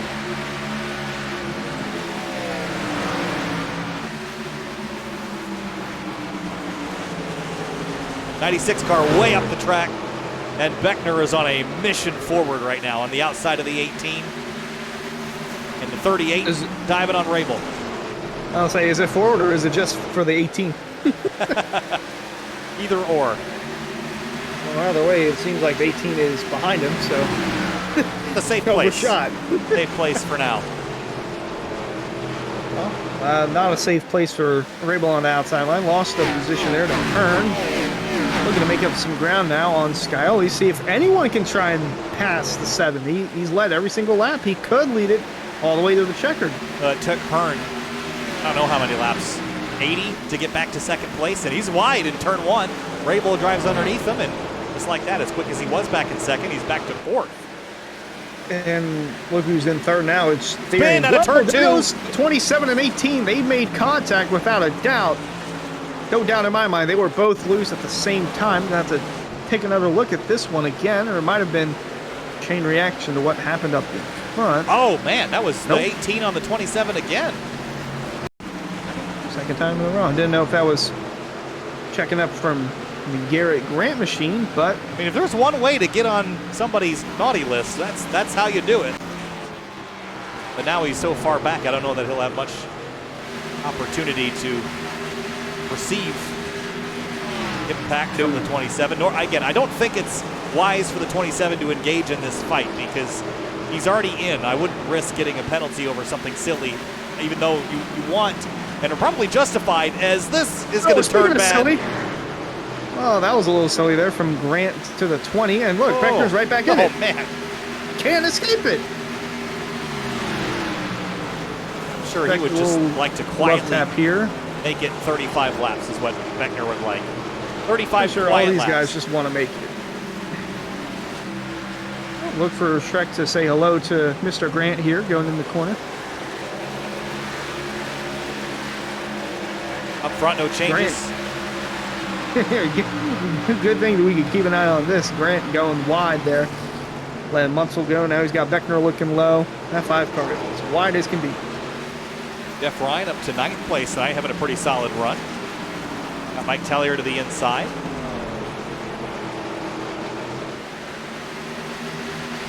Yeah, both these drivers having solid top 10 runs tonight. Justin Munsell, Beckner, and Garrett Grant just in tow. Fambro is running 23 4s, which is kind of co-requisite with those ahead of him, maybe a little bit quicker than some actually, so he might get back into this group before too long. Bryce Senesac feeling some pressure, this time from Tommy Ryan in that 99 car. And Bryce has had a rough season, rough last few weeks, but solid 6th place for now. Tommy Ryan looking to say something else, trying to take that position away. But overall, solid night for the 09, and it's got Ryan still trying to look low. And some more positions trading. The 47 down a bunch. The 27 up some, and I can't even tell what's going on right now. I just know that the 18's back in the mix. 47 out of control. Tellier. Oh, he's coming back up. Nope. Gonna keep it straight. Got close to their point. They're not afraid to duke it out here. Shane Therian on the back of Rabel. This is a critical time. He needs to pass this 29 at some point. And if otherwise, he can get Hearn to follow him, might do it. Right, but if Therian can get Hearn to follow him through the 29, then Therian's in. Here he goes. Big loose there for the 29. He's going to look low. Hearn just watching this unfold in front of him. This is all for second. Very crucial between both these guys. Rabel entered +2. Shane Therian entered -2. Here comes Hearn looking to make it 3 wide. Remember the last time this happened, we had a caution. This time we avoid it, but Hearn is Therian's ticket to Nashville. And Therian just needs to bring him with past the 29 car. And Rabel is struggling right now. He's running up a lane. I don't think he's comfortable on the bottom. He has less than 30 laps to make it to the end to move on to Nashville and have a shot at the championship. Meanwhile, Beckner wobbling and weaving down the back straightaway, moving back inside the top 10 up to 9th, past the 20 of Munsell, tight out of turn 4. That was dicey. Oh, goodness. No, Munsell appreciated that, but nonetheless, going to let him go. And now Grant can have his eyes set on the 20, trying to take away that top 10 spot. Therian back into turn 3. Hot on the heels of Chris Rabel. And again, you're running out of laps. Indeed, you are running out of laps. Don't count out Greg Mitchell, though. He's closing in on this little shindig for the 2nd spot. Therian's in the best spot. He just needs to get past the 29 and have somebody else pass Rabel as well. And that could very well be Cameron Hearn. And it doesn't feel like that, that's not a lot to have happen. That's pretty easy for that to go south for the 29 really quickly. It would only take one corner and the 38's in, the 29's out. And looking back at it, Mitchell, he needs a win. So if he can get to at least 3rd and then hope for a yellow to come out, he might have a shot. No one has been even close to Scioli today, but maybe if they nail the restart in a green-white checker scenario, they might be able to hang on to it. Therian's big dive into 1, but he's controlling it. So close to that bumper. Oh, man. Love watching this rear shot because you can see the lunge into the corner. So you gotta wonder when the contact is coming. It just seems like it's a matter of time before it comes out. Well, Hearn would like to go, and he can't until Therian goes. Full sense of urgency there for Hearn. Again, the two in front of him are duking it out to make the last transfer spot into the championship 4, and don't want to jeopardize that. And not to mention the car right behind him, Greg Mitchell. He also can make it to the championship 4, although he would need a win. But nonetheless, he still has a fighting chance. Hearn is going to be intertwined in this no matter what. I mean, really, I think Rabel was probably hoping that Greg Mitchell gets in here and does this, gets involved in this battle. As long as these two are battling, Rabel can try to put some distance. We're running out of laps for them to size up an effort. One of these cars is not going to do it. 2 need to pass Rabel, and Therian needs to be ahead of the 29. Looks like Rabel got out what he wanted, but it's a little too late. Gap 1.2 seconds separating him and Scioli. Hearn looking for 3rd on Therian. 38's going to get the run up top. Now what does the 2 of Mitchell do? He's going to follow the tire tracks of Hearn going into 3. Going to look for that spot. Therian going to fight back on the top. Absolutely critical moments. Rabel knows it. Driving away. Half a second gap. Coming up on 20 to go next time by. Therian losing this spot is a great, great news story for Chris Rabel in the closing moments here. Therian crosses over. He knows it. He knows how important it is. But he might lose another one to Greg Mitchell. Mitchell fighting on the top, trying to get the run off. The car starting to fade away a little bit from Therian. Going to fall back to 5th. Going to tuck in line. 20 laps to go. Scioli is out front. He has been dominant not only this season, but tonight. But the battle for second is the one that matters. Chris Rabel, this is the scenario coming into the night. He was 2 points ahead of the cut line. Therian was 2 back, and they have been right nose to tail all night long. Therian has faded, though. 19 to go, and Rabel's going to count them all down. Well, hopefully with these, that should be enough for him, unless something happens to him or we get on the clock, which that's entirely possible. That is the worst case scenario for Chris Rabel right now. He's got pace. He can afford to lose a spot. Actually, now he can afford to lose it to both the 67 and the 2. As long as the 38 is behind him, he's okay. Oh, Hearn, big loose there. Actually, he's going to let the 2 and the 38 go. I wonder if he was going to let them sort it out amongst themselves. But that's not really going to be super helpful unless Therian gets past the 2 car again, and then passes the 29, and then the 2 passes the 29 also. Well, again, very huge there for Mitchell in the 2. This is half of what he needs. Needs to be in 3rd. Got that done. Now all he needs is a caution, and if 7 chooses the inside lane, he can go and send it down in there, because he needs a win to get in, and I'm sure he'll put the bumper to use in this scenario if that does happen. A little further back, the 09 of Senesac, the 1 of Durham, fighting it out for 7. Big backfire flame out of the side of the 09. Senesac we haven't really talked a lot about tonight. He's just been kind of lurking in the background. Started 15th towards the rear of the field, and is now inside and due for a nice solid top 10 run. And just 15 laps left. Caution! Tellier. That changes everything. Greg Mitchell, now's your time to shine. Everyone's going to hit pit lane, so that'll bring out some more strategy as well. Here's what happened to the 47. Just loose, tank slapped, and almost had it locked down and into the inside wall. All right. Now, gotta pick your poison here. Do you take 4 or do you take 2? There's enough. This is so hard, because if this was a green-white checkered, it's 2 tires, easy call. It's not, though. We're going to have 8, 9 laps left to go when we restart. I think you have to take 4. We'll see what they do coming down here, pit road. This is the last stop for the night. Going to be the money stop. Which one do you choose? 4, 2, or are you Cameron Hearn, or will you stay out? Well, there's always that. Wasn't going to win doing what everyone else is doing, so just do what they're not doing. And with that move being made by Hearn to stay out, had our first lead change of the night. Finally, at least. Got one in the books. So here's where it gets interesting. Does anybody try 2 tires only? I don't think that's the call. Oh, that's your Garrett Grant. Nope. Well, okay, the 7 took 2. He can afford to take 2, and there is the 5. Looks like he took 2 also. All right, so Chris Rabel took 4. Therian took 4. And Greg Mitchell is between Rabel and Therian. Mitchell will come out P5. All right, now it's all going to... The scramble on the restart is where this is all going to fall apart for Rabel if it does fall apart. Same for Therian.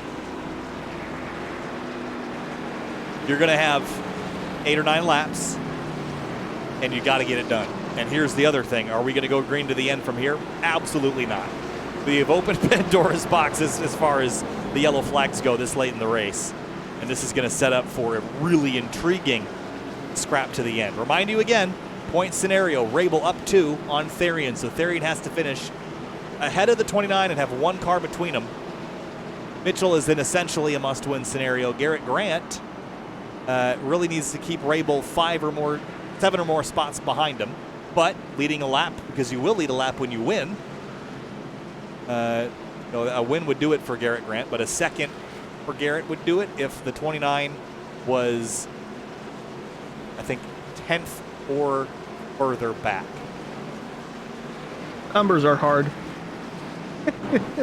Yeah, the 29 finishing 10th is a pretty bad case scenario for the 29. So if he stays top 5, the 5 car is not a concern. The only car that's a concern, if they're in the top, if Rabel is in the top 5, is going to be Arian in that 38. Well, big restart coming up here. If the 67 can get a launch, and he is the control car, so he can go whenever he wants in that restart zone. Could be huge for the 5 of Grant. Otherwise, it's going to be smooth sailing for 7 of Skyole. 10 laps to go from Richmond. Penultimate race of the season, deciding our championship 4 from the Area Lodgebox Series. The 67 is sideways. We're back underway. On the tires, and now going to move out of the way. Garrett Grant to the lead now. Oh, he spins! And he's in the wall! The 38 gets turned! A massive crash, cautions out, unbelievable what we've just seen. Grant goes spinning, he takes out the 7, and the 38 was spinning in the process as well. Wow. All because of the 67 spinning the tires on the restart. All right, we got to go back and look at that one. That was wild. Here's a look at it.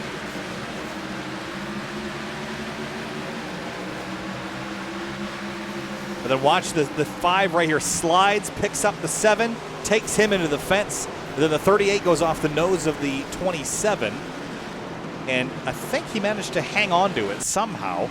But he dropped a couple. Well, he scored 4th right now.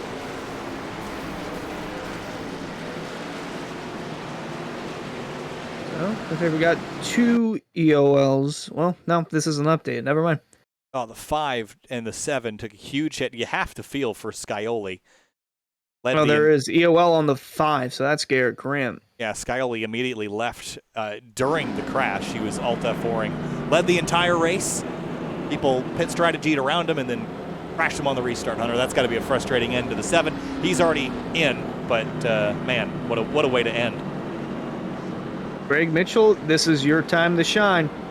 I'll say it. Said it again. Boy, oh boy, this is going to be huge if Greg Mitchell can pull this off. Where did he come from is basically what I'm thinking about this. So now the scenario is if the 99 passes the 2 and wins the race, Rabel, if he stays 3rd, will move on. If Rabel or Mitchell or Therian win the race, whoever wins the race goes. You know what I'm trying to say. The 2, the 29, and the 38. Yeah. If they win, they move on. If they don't win, then Rabel is safe if he's in the top 5, unless Therian is 2 spots ahead of him. Yeah, because then it would go to a tiebreaker, which would then go to wins. Therian's got to win at Daytona, so that would put him in. Mitchell doesn't win, he's out. Grant, we already know, if he doesn't win, he's out. And after that last restart, doesn't seem like he'll be up there, although anything can happen. We just saw it. The leader, the driver who's dominated the race, got taken out. So we'll have to see here, but now this falls under the shoulders of Greg Mitchell. See if he can lock himself a spot into Nashville. Well, here's another thing I can be certain of. We're still not done wrecking them. Whether or not it happens on the white flag or not, I'm not sure, but you can't dangle a playoff chance, a championship chance in front of this many drivers and not expect it to go south. And when they always talk about the format creating, the desperation, well, this is a perfect example of that tonight. Yeah, and that last restart, all 4 drivers vying for that last playoff spot, they restarted up front. But now this is going to be huge because if Mitchell can go out and win, that takes Rabel out. He's out. So very interesting restart here that could decide who goes into Nashville. It's definitely going to decide who goes to Nashville. To what degree? That's the question. Green flag, a great start for the 2 and the 29. Back underway. That is exactly what Mitchell needed. Went in the restart zone. Outside lane did not go. Not looking good for Therian. Here comes the 99 of Ryan. But here's Beckner looking for 2nd. I'd let Beckner go. I'd let Beckner go if I'm the 29. Don't fight this. The 27 can win this race. He can get the Mitchell car out of the lead. And if that happens, the 29 goes. But he's fighting the 27. I don't think he gets the implication here. I don't think he can run the 2 car down, but the 27 can. 3 wide in the back. Behind so him. they might. McGlashan made contact with Durham. They might cause a crash here. Then that could be the saving grace for Rabel. But it's still Mitchell leading. They're coming to 3 to go. 3 laps to go this time by. I don't know. I think that 27 would have had the speed, but now he's not clear. And they're running out of laps. Greg Mitchell might, from 8th in the standings, win and lock himself into Nashville with these 2 battling behind him. Won't be the first time seeing that. Car entering last, makes it into the championship 4. But man, it is looking better and better for Mitchell. 2 laps to go as they continue to duke it out. 2 laps to go. If we get back to the white before the caution, this race will go official no matter what. Now they're in turn 2. This is getting dicey. The 74 and 09 up the track. And the 38. Right here, look at Therian. Big dive here on Munsell. Not going to do it. White flag in the air for the 2 of Greg Mitchell. Well, 27 sideways. Oh, Beckner's loose. Here comes the 2. That's not going to be enough. For the 29 rather, but it's all for naught. The 2 car of Greg Mitchell out up front. No wins this season, no poles. He's had 2 top 5s tonight though. From 8th in the standings, Greg Mitchell steals one at Richmond, and he's going to head to Nashville and compete for a championship as they pile up out of turn 4. Massive crash there. Malachi McGlashan. And Greg Mitchell absolutely stole that one. Right place, right time. All the drama was behind him. Led 10 laps, and he will join the 7 of Scioli, the 28 of John Furness, and the 27 of Travis Beckner in Nashville next week. He's going to join John Furness, his teammate for Fazika Motorsports. So now 50% of the Lodgebox Series Championship 4 are Fazika's drivers. So John Furness, Greg Mitchell, and Travis Beckner, James Scioli, all going to fight for a championship 1 week from now in Nashville. And you have to feel for Chris Rabel. He did everything that he needed to do. Had the 47 not had that spin and crash, Rabel, I think, would have been in. So there's just the circumstances that Chris could not have done much about. I still think that had he let that 27 go, I think Beckner would have had the speed to run the 2 car down. But it didn't happen that way. The 2 car drove away, and we'll head to Nashville. Here's a look at your race results. 2 car on top, Beckner and Rabel 2nd and 3rd. By the way, Travis Beckner, for all the dramas he had in that race, P2 is a pretty good result. And it was a drag race there at the very end for him, too, to get that 2nd place finish. Chris Rabel, again, did everything right, but that last restart, it costed him dearly. Ryan Munsell again in the top 5, Shane Therian 6th. He did not need that last caution to come out. Well, maybe he did. Either way, he is out looking in the Nashville, so he'll be a regular driver. And Garrett Grant, James Scioli, man, talk about bad break. Dominate the race, then you get taken out. But I mean, it's what Garrett Grant had to do. He took 2 tires, same as Scioli.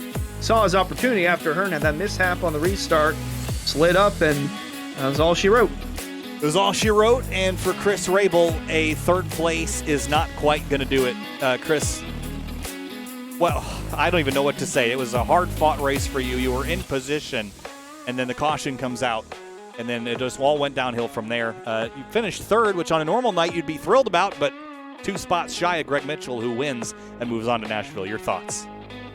Yeah, just did everything I could to put myself in position, which I did all night long, and it just didn't work out there at the end. But, I can't really hang my head on that because I did everything I needed to do coming in here. So, but I do got to thank all of my sponsors, Century Community, Southern Creek Clothing, teammates at Fui Esports. So, like I said, can't hang my head on that one because I did everything I could. Leaving Richmond with a positive attitude, Chris. Congratulations on a strong run tonight. Wasn't meant to be for a championship this year. But we'll see you next week in Nashville. Best of luck to you there. Thanks, guys. Thank you. Travis Beckner tonight.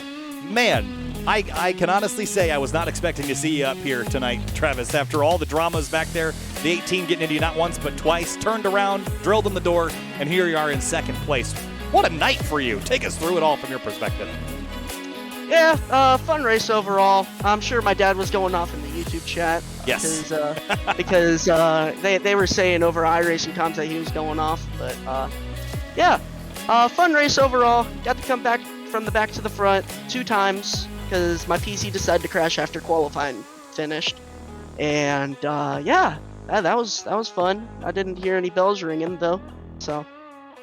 Well, I was going to say that I think the world was trying to kick you tonight with the issues early on, and then the multiple issues and incidents that looked like for the most part you're on the receiving end of. But a second place, you're moving on to Nashville to compete for a championship. So how much of this, if any, lingers? And are you concerned about that bleeding over into the championship finale? No, not really, because I didn't do anything tonight. They were the ones that did all of it, so I could care less because I do this for fun. I don't know why they take it so seriously. But, yeah. Fun race. First off, I'd like to thank my sponsors, Collier Cutters Landscaping, Palmetto State Army, McConey Setup Shop, Wax Electric, Lodgebox, Rick's Hot Sauce, and y'all taking the time out today to come do this. What a race. And let's see if I can get it done next week in both trucks and Xfinity. And this just makes me even more sad because I missed out on 1 point for all 3 championships. Well, you're going to be in good shape next week in the show for the Lodgebox Series. Travis, congratulations. You also got a Truck Series Championship to try to win next week. Best of luck to you there. Thanks for chatting with us, and we'll see you next time. Thank you. See ya. Greg Mitchell stole one at Richmond in the number 2. 8th in the points coming into the night. It was going to be a must-win situation there at the end. The caution comes out. The caution comes out again. There you are leading the race with 2 laps to go, 1 lap to go. The checkered flag waves. Greg Mitchell, you're moving on to Nashville. Congratulations. I mean, what a race, what an ending. The whole thing got turned up on its head. I thought we knew what was going to happen, and then it didn't happen that way. Was that the same for you? That was unbelievable. I'm still kind of shaking because that could not have gone any crazier at the end. I mean, James had us pretty much. He had the field just lapped pretty much. If we say green, he was fast. Cautions happened to just keep flying, and I knew when I was 5th and I had 4 fresh tires, I had 4 fresh tires at that point. I had a shot being on the inside line because that inside line was just going, and the outside line kind of got held up. But crazy how it finished. I'm still speechless. I don't know what else to say.